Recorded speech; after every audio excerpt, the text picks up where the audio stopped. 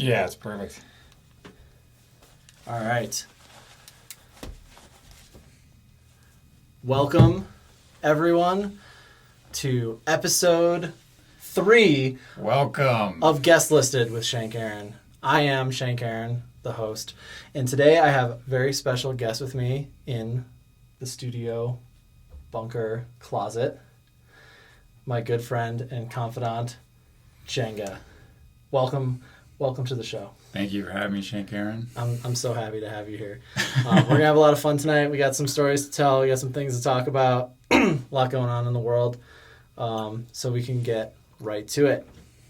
So this is something that I went back and forth on whether I wanted to share, because I feel like it would cause a lot of questions and comments online with people that I don't know if I necessarily want to take on. But I also think that it's a really cool thing to talk about that really doesn't have anything to do with music. So if people want to argue about it, that's totally fine, because I don't mind arguing with people about non-musical things. Sure. So put yourself in the mind state. We're going to go back to, I think, 2017. Bring yourself there in your mind. So, as some of you might know, some of you might not, I used to be a resident of Beta nightclub here in Denver. And so I used to play a lot Friday nights there for their dubstep night. And I would meet all sorts of crazy people, cool people, party people, people on drugs, etc. And through all of my experiences at that club, there was one situation that stood out more than anything else. Now, I do have a little bit of a background with these people. So there's a couple. I'm not going to use their names just because. But it's a guy that I've known for a long time. He's been in the music scene for a really long time. Awesome person. Always been a close friend of mine. And then his wife is a medium. If you're familiar with that terminology. I had heard that. I'm pretty skeptical about everything. I'm more of a science-based person. I was the type of person where anyone who brought me crystals at a show, I didn't want to throw them away because they're cool to look at. So I have them all on my desk, and there's a jar of little ones. But I never was like, oh, these two can't touch, and this one needs to be up your butt for, extra vitamin D or whatever. I've always been pretty science-based, skeptical, up until this one situation. But I don't ever hate on people who do. I'm open-minded. And so one night, I had just finished playing a set at Beta, and I was outside on the patio because it was very, very hot inside the club. And so I was trying to cool off. I was having some water, talking to some people, doing the normal after set schmooze, which I'm sure you're familiar with that situation. And this woman comes up to me. Now, before I get into what she started to say, I have to explain that even though I was very close with her husband, at the time I had not been very close to her. We'd really never spoken much. I'd seen her around and said hello, but we'd never had any really sort of interactions. And so she came to me and she just said, hey, I just met your grandfather. And to me, because all my grandparents have been dead for a long time at this point, and at that point in time, I didn't have any living grandfathers. So I was like, I don't know what you're on, or where this is going, but I already don't like it. Right. 'Cause I don't like people getting into my personal life like that.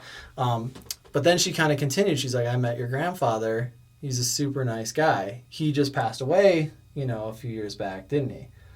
And I was like, okay, is this one of those things where they look you up on the internet and try to get you to give over credit card information or something like that? Because I'm being very skeptical.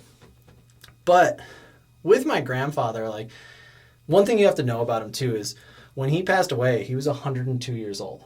Wow. He had lived such a long life. And not to get too depressing, but something that always stuck with me, because I asked him one time, because he never had any health problems either. Like, up until the day he died, he never had any health problems. And when my parents asked, like, oh, what did he die of? They're like, the doctors were like, I don't know, he's 102. We didn't check. And they're like, you're not going to, like, check? And they're like, we don't check for people that old. He's just old. And I was like, oh. Right. But they're like, he never suffered. He never had any diseases or illnesses, like, you know, that were major. He just didn't wake up one day. But one thing that always stood out to me from talking to him was, I was like, because he was like 101 and still totally with it, like still played golf and stuff. And I was like, so what's like the weirdest thing about being 100 years old? And he just goes, you know, Tommy, you know what the weirdest part is? Everyone that I liked has been dead for 20 years. And I was like, holy shit, it's like the darkest thing. But then I got it. I was like, because you know how like you look down on younger generations for the things that they're into because you just don't understand them? He looked down on the whole world because he just didn't understand any of it. Like, you know, that's wild. Like, dude, like, because he told me, he's like, I remember when we first got electricity, like when that was a thing. And I was like, that is mind blowing, you know? So that's just to give you a little background to my grandfather. But because he was so old, he was not on the internet, you know? There was no way to research about him other than his name and when he died. So when she started with, he died a few years ago, that right there is the extent of the information that she could possibly have about my grandfather. But then she continued. She's like, his spirit came to the club tonight. And I was like, I don't want to go down this road with you. Like, I was like, there's no part of this conversation I was wanting to have, but I couldn't get away. And I was like, okay. So he came here, his ghost came to see me play dubstep. Like, that seems, and she's like, well, no. And he even said that he doesn't like this music at all and doesn't really understand it. It was very loud and annoying. I'm like, okay, that all checks out. That's probably what he would say if my grandpa went to a dubstep show. But then she said something, and I remember I literally went cold because she's like, well, as you know, he was a championship dancer, so dance was always very important to him. And that's when, like, my heart just sank into my stomach because growing up, the only things I really know about his past, other than him being my grandpa, was that him and his wife were competition dancers. Like, they used to get, like, the white tuxedos and, like, the number on your chest and, like, go to competitions. And apparently, they fucking killed it because they had, their whole apartment was trophies from all these dance competitions that they would do. And, like, photos of them in these dance competitions. So, like, when you ask me, like, what's my grandpa like? I'm like, well, he was super old. He really liked bacon. And, like, he was a competition dancer. Like, that's basically all I knew about his past, and that he worked at an electric plant, like a power plant. So already I'm freaking out because there's no way. And keep in mind too, I'm from upstate New York. My whole family is from upstate New York. So now I'm in Colorado, and this woman tells me a piece of information that no one in the world would know aside from about 4 or 5 people, including like my parents, my brother. Like, that's basically it, you know? And so now I'm like really starting to freak out. And so she keeps going. She's like, yeah, he, you know, hadn't talked to you in a while, and he wanted to kind of check up on you. So he came here to see, because he knew that you were a dance DJ, an electronic dance DJ. And so he wanted to know what kind of dancing people would do to electronic music. And he said that it was a bunch of crap and that he didn't understand it. He didn't really like the music, but he was so proud of you that you had so many people moving to the music, because clearly he saw that they saw something in you that was getting them to get up and move and dance around, because this was like a sold out crazy show, you know? Right. And he just said, you know, she said, he's super proud of you. He'll check back on you again soon, but, you know, stay with it and keep people dancing and to say hello. Right. And so I'm losing it now because, like, it's just, if you've never had someone, like, tell you some information that they can't ever possibly know and just totally turn around your entire wavelength of thinking, like, it's an impossible, like, situation to describe to someone until it actually happens to you. And up until this time it had never happened to me before, and I was just, when people were like, ghosts, I'm like, you're insane, you know? Right. And now all of a sudden I had to be like, ghosts, possible? you know? Yeah. Like it had to open up that possibility. And it made me think of, there's this theory called the black swan theory, and it's just a way to describe like, you know, unprovable things. And the theory is that their white swans were never called white swans. They were just called swans, and they were all white until the first black one. And then there was black swans. So the, you know, existence of one black swan changed the possibility of what swans could be color-wise, and now they have to say white swan because there's. Is that true? Does that actually happen? Yeah, because there wasn't a black one for apparently like recorded history up Whoa. until a certain point in time, and then I forget who, but some guy who was studying birds eventually found one, and then that had to change like what the possibilities of swans could be. Up until then, they had to be white. Right. So like this is the black swan situation for me, because up until then, people who talked about ghosts had to be full of shit until they weren't. You know what I'm saying? Right. So then it had to open up the possibility, and it wasn't like a 100% like, all right, my grandpa went down to Beta and was like running up my drink tab and like, you know, high-fiving my friends. But something happened, because like also we'd never talked before, me and this lady. So something had to have touched her in a way where she's like, I have to go tell Tom this information. So even just that alone is like such a weird coincidence that it was enough to really reshape my thinking on that subject. Sure. Yeah. No, I bet. And now, for the first time, live on YouTube, I'm sharing that situation with all of you, because I've only really told that to like a handful of people in my entire life. So I'm actually kind of happy to give that to you. Oh, hell yeah. Also, while we're, you know, podcasting, I'd like to point out that I've had some feedback on the podcast in general of ways to improve my stories. Being like, oh, it'd be cooler if this happened. I want you guys to know this is not like me in these fictional, this, like everything that I say on this is 100% what happened. Like I am not embellishing any details.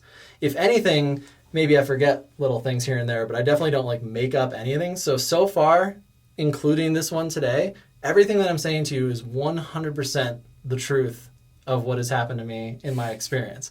Because like I had like a couple comments that'd be like, oh, it'd be funnier if when you were at EDC this happened. I'm like, I'm not making this up. Like this is real shit that really fucking happened. Right. So I just wanted to say that. So yeah, this story I'm telling you is 100% how it went down. I mean, it's not anything too crazy. Like no one, you know, like the Ghostbusters didn't show up or anything like that. Definitely not. This is just a very simple thing that kind of opened up my mind to further ways of thinking about the world. Definitely. And on that note, we have to take a quick break to give a shout out to our sponsors. Today, since Jaenga is our main guest, our sponsor is International Buses.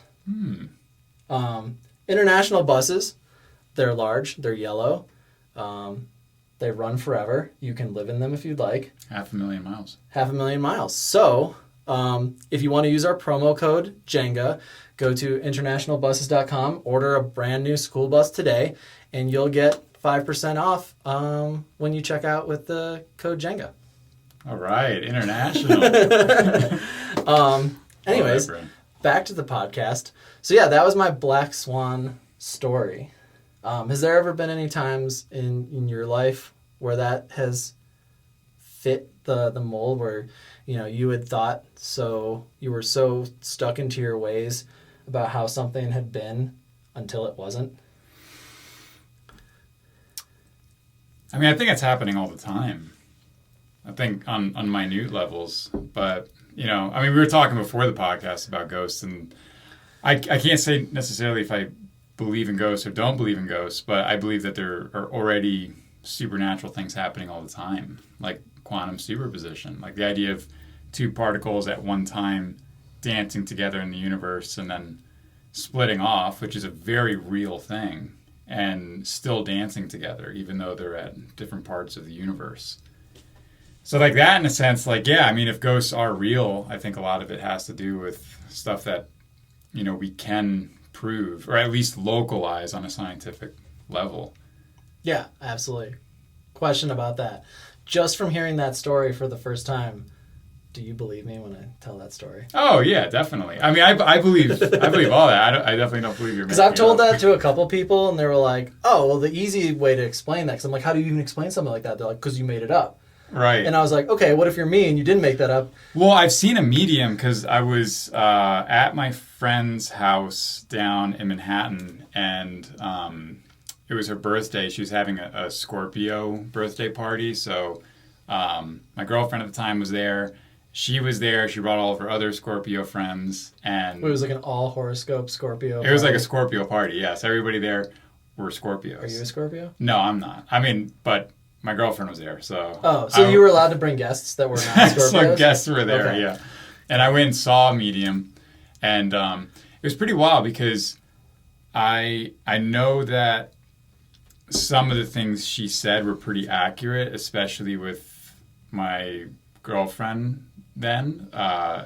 When she came out, she was like, wow, she really like nailed some things on the head there, you know, with her personal life and like how she was treating herself and how maybe she felt held back at her job.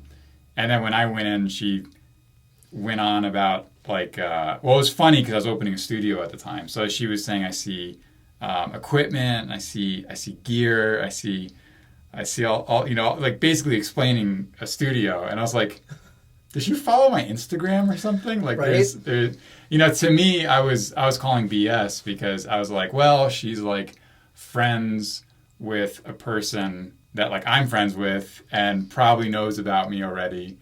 So when I walked out of there, I was just kind of like, like whatever. So that's how I've always felt about stuff like that. I've watched documentaries about psychics before and like the behind psychics and shit like that, Sure. Where they explain that, like, you know, for some of these really big celebrity clients, that's what these people do. They do like extensive research to prove, to freak these people out and be like, oh, I'm talking to your dead dad, because they looked it all up on Google and shit like that, in order to pump them for a bunch of money.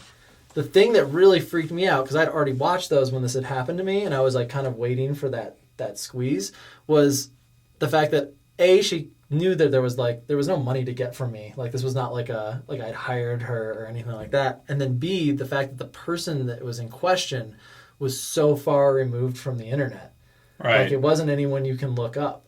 Right. Like, other than just that they had passed away on a certain Sure. day, which she didn't give like any specific information on that. But that was the one where I was like, oh, now we're really getting into uncharted territory here. Because like any other situation, if someone was like, oh, I see, you know, your ex-girlfriend was this, and I'd be like, yeah, so like you went on the internet, like you found that out. Right. It's like that's Right. all information that's on there. But when you talk about people from generations ago, like their lives were not fully documented like ours are now. Sure, yeah. So I mean, I freaking feel we're like- documented from birth. I feel like now it'd be super easy to fake being a psychic just because you could do research on anybody, you know, like that'd be a thing. I think being a psychic back in the day must have been a lot harder. Yeah, or a lot more real, possibly. I mean, because today, I mean, it's there is a lot of access to information, and you know, you can be a PI out of nowhere, like just because you have a few widgets that are able to extract information from You just whatever, go through someone's Facebook trash. Yeah, and pretty much. Well, that was old school. That was Yeah. going through someone's trash out in their front yard if you wanted to be a PI, you know? Like, I always think about that because I always watch those shows on Netflix and they talk about like the Scientologist dudes who would be like going through someone's trash to like fuck with them. And I always like, whenever I'm taking out my trash, I'm like, I wonder what the people following me think about, like the non-existent people following me think about my trash.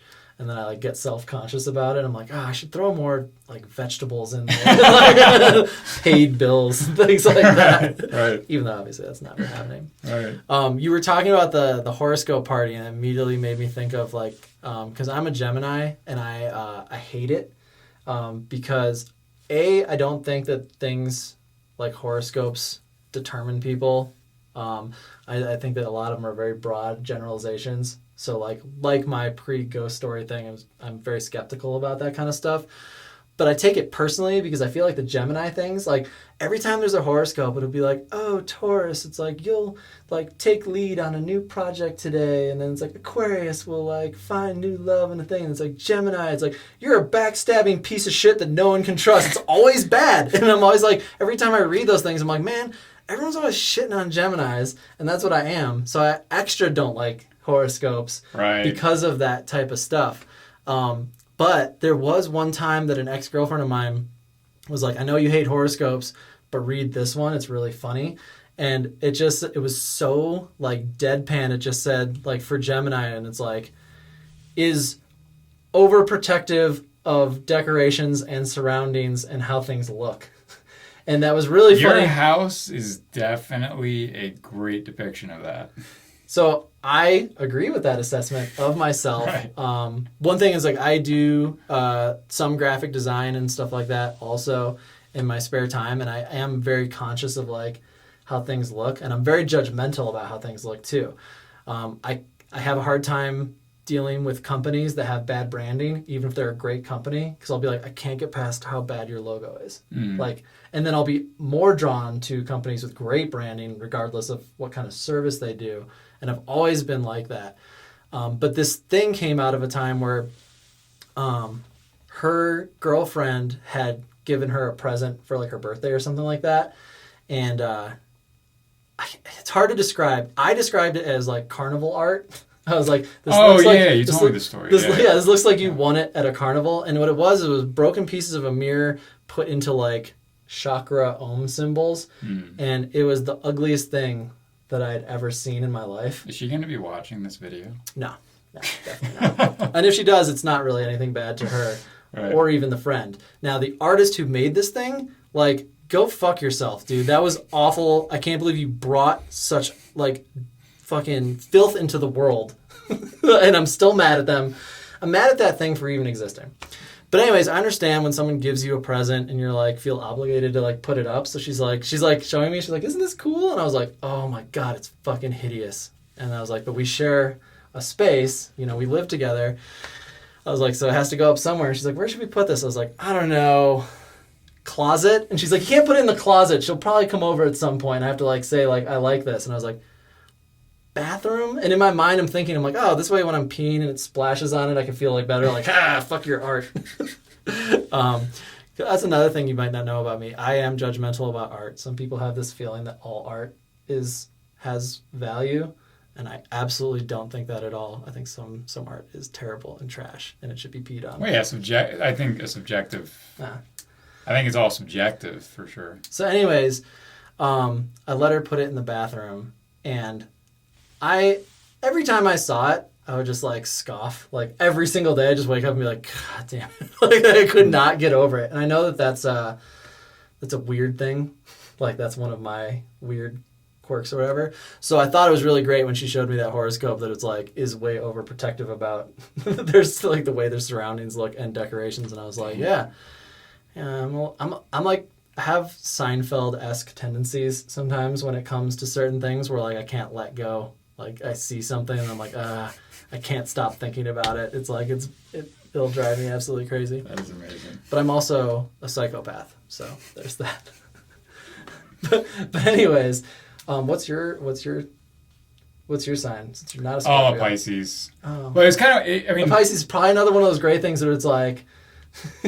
Dude. I mean, to be honest, I don't really know the signs, but I did read a detailed breakdown when I was on a road trip, and somewhere out on the West Coast, we had a really long drive, and I was thinking about, or we were having a conversation about signs, and yeah, like I had read this really detailed breakdown of what a Pisces is, and that was the first time I was reading anything that has to do with horoscopes and thinking, holy crap, this is accurate. To you? Like, it was so accurate, it was scary. Like, it, like, down to the T. Like, all the stuff that I was any of it specific? Extremely specific. Like, even stuff that, like, I wouldn't necessarily want to admit about myself, because, like, there are certain, like, flaws that you think that you can overcome because, you know, you're you. And like you try and you know, be as confident as you can. You try and give as much self-esteem to yourself as you can. And this thing sort of like just cut through that like butter, because it was just like, no, this is how you act. This is how you are. This is how you manage projects. This is how you do it. I was like, whoa, this is scary accurate. Now, would you admit that there's a certain part of things like that where when you read a certain thing, you personify yourself in what you're reading? No, because stuff like that, like I've always, you know, never thought it had any bearing at all, like to begin with. So I'm reading it just kind of like, oh, there's, you know, from like a comical standpoint almost. Like it was just kind of okay. like, all right, yeah, let's just like give us a shot. And then I'm like, oh, that's weird. It's pretty accurate. Like, huh. So that would almost be like your Black Swan moment. That's pretty accurate too. I would say you came into it skeptical and then. Oh yeah, very skeptical. And then you turn and you're like, well, maybe. But it's weird because the older I get, the more, you know, the less skeptical I am of pretty much anything in this universe. It's like which is funny because I feel like the older you get, usually you just become, you know, or at least according to what I always thought, a bit more boring, a bit more salty, a bit more like you feel you know everything. And it just seems that the older I get, the more like the universe is just starting to like open up doors that I didn't know were there. And like I'm starting to realize that these things that seemed like mystical or magical are actually real.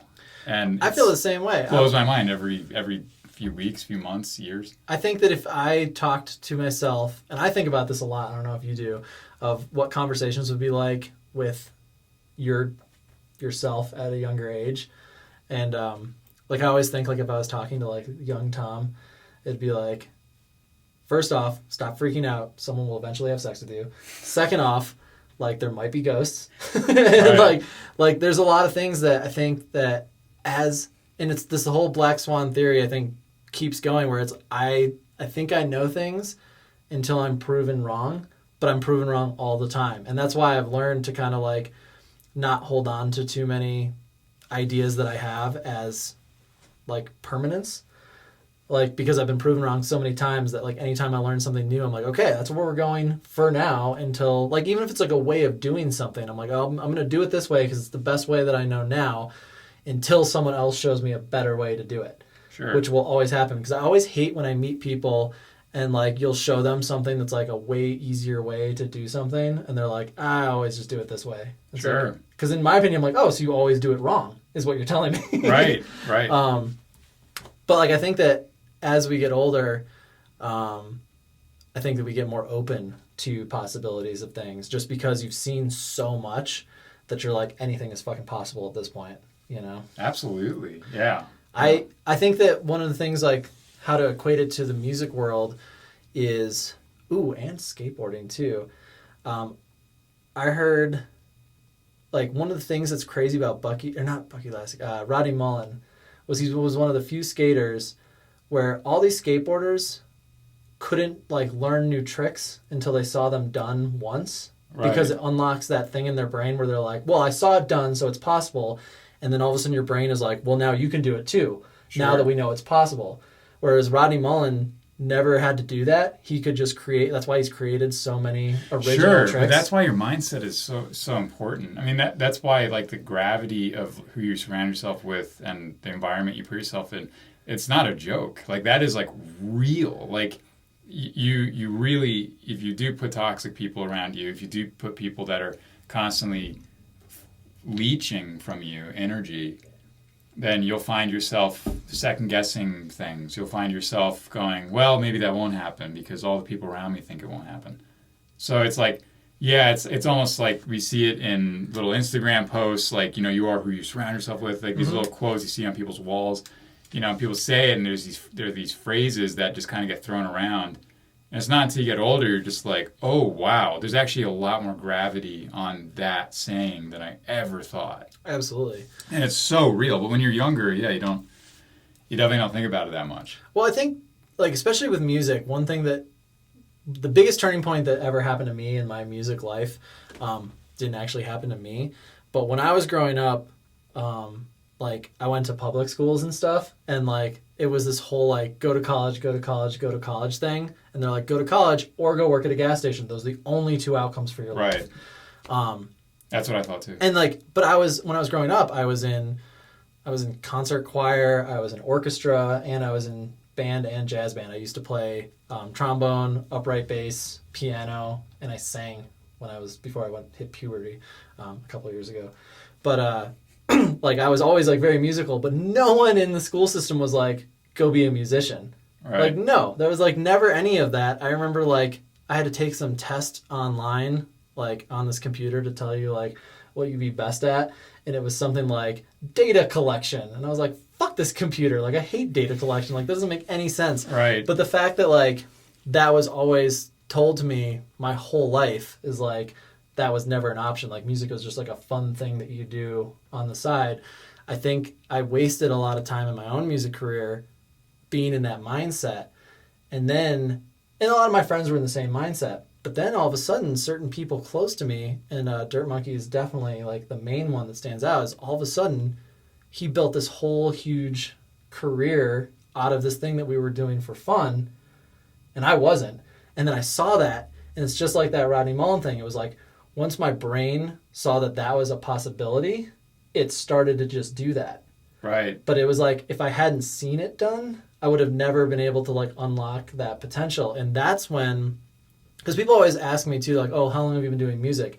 And that's kind of an embarrassing question for me because I don't like honestly answering it because it's a much longer date than I started taking it seriously for. Sure. If that makes any sense. So I usually just tell people like how long it was until I started like really applying myself to it, which is probably like, 6 years or something like that. Well, yeah, I mean, but that's crazy because if somebody asked me like how long you've been doing music, I'd have to say, well, since I was fucking like since I was goddamn born 9. They're like, yeah, I don't know when I got a guitar, like. So yeah, I mean, I think you can sort of antiquate that based on like when you decided to make it a career, not like a total. I think just like fun hobby. Well, I think for me too, it wasn't even so much like the career money thing. It was just like I had put my own ceiling on my success as like a musician, as like in a hobby sense. And then when I saw people that I really knew go from that level to like world tours and, playing big venues, then all of a sudden I was like, oh, that's a possibility. And then it just started to all kind of come into play for me too. And I started getting to play similar venues, bigger shows, better time slots, produced better music. And I always think about that. Like if those people hadn't been in my life and I had never saw that was possible, would I have been able to still do that? Or would I still be stuck in that same old mentality? I think it helps a lot. I really do. I really do. I mean, I was always around my dad growing up, and I mean, if I told him I wanted to be a scientist or I wanted to, go to the moon, he wouldn't blink. It was just like, oh yeah, like that's great. Like, so you're gonna start studying tonight? It wasn't like there was really no like what are you talking about? It was just like a straight into the action, the execution. It was just like, great. When are you gonna start? And Wow. That was something that was constantly like in the back of my mind. Like I remember one day I was just like, how is yogurt made? Like I was like really young. I was like, how is yogurt made? And I asked my dad, I was like, how is yogurt made? And he said, oh, basically you just like leave milk out on the table, and let it like coagulate. And I was like, oh, great. My mom overheard it because I was like already like, okay, cool, I'm going to start making yogurt. And my mom in the background, just hated that. Like, don't you start making yogurt, because I'm going to be leaving milk all over the place. But, and that went into small things. I think, obviously like Pat, Dirt Monkey as a kid. So I guess it starts at that young age, like just asking, can I skateboard? Can I take a photo? Yeah, take it. Use my phone. Go outside. Take it. See, I think that I had to overcome a lot because I grew up in a household where my parents, mostly my mom, would just like lie to me about a lot of things to scare me out of doing stuff. Right. So like when it would come to like extreme sports or whatever, she'd be like, "Oh, you'll break your leg." It's like the Christmas story, like you'll shoot your eye out. Right. Right. And I'll always still remember this. This is actually funny. We're going to go a little sub-story in the story podcast. Take it way back. All the way. Tom's childhood. When I was growing up, I had allergies. Like, not anything crazy. Like, just I was allergic to, like, flowers and shit. You know? So if it was, like, spring, I would just sneeze a lot. I was like, oh, damn, that sucks. And then my mom, at a way early age, tied that into, and you know what's the ultimate flower? Marijuana. And she's like, as a good thing or a bad thing? As a bad thing, as in, you know how allergic you are to flowers. If you ever smoked marijuana, you'll die.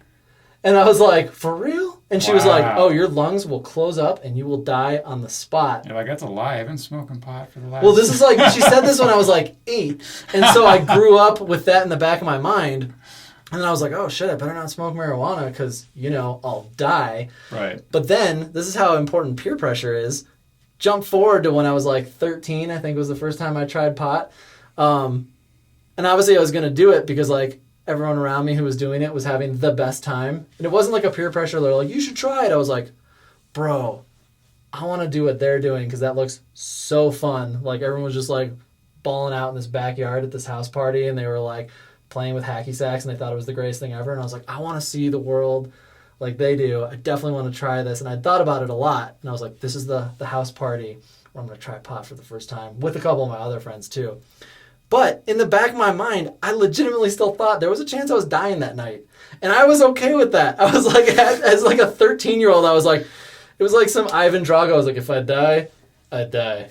I was like, I'm not going to go my whole life without doing pot because it looks like the best. Right. So I remember the anxiety that I felt when I first smoked pot was so intense because I thought there was like a 50-50 shot I wasn't going to make it through the experience. Wow. I thought I was going to die. Holy I think cow. I even told like a friend too, I was like, if I die, just drag me to the bushes. Don't make a big deal out of it, you know? Like, and then I did, and there was like obviously nothing wrong with it. And now, obviously, continued to love it throughout the years. Right. But there was a lot of things like that where like I feel like I was conditioned in this like don't do that sense that I had to like overcome. And I've noticed that a lot with skateboarding recently because I'm basically just learning how to skateboard for the first time now. And like everything about my brain when it's like go to do something is like, oh, you hurt yourself. And it's like, shut up, brain, we're doing this. And like, because that's what's going to actually make you hurt yourself. Well, the yeah, doubt. that's exactly what does hurt you. But anyways, obviously, I think the yogurt thing that you brought up really was a symptom of the greater issue at hand here, which is that we have to make dinner right now. We have a big steak night ahead of us, so we have to get to that, and we are out of time for the podcast. So I'd like to once again thank my guest, Jaenga, for coming into the studio, sharing some thoughts with you guys. Make sure to follow him on socials at Jaenga Music, except for Facebook. I think that's just Jaenga, but everything else is Jaenga Music. No one still uses Facebook. Just follow him on Instagram. He's Jaenga got Music. new tunes dropping regularly that I've been seeing. He's got skateboard deck giveaways, lots of cool stuff. I've just very recently gotten onto the Jaenga train, and I'm very happy I did. It's some super funky, really fucking cool music. It's way different than a lot of what other people are doing right now. Oh, thanks. And I'm super pumped to have found that. And also, right now, like not later, but like right now, as you're watching this, please like and subscribe to the channel so that we can continue to bring you flawless, entertaining content like you've seen today. So thank you guys so much. We'll see you next time. Bye. Later.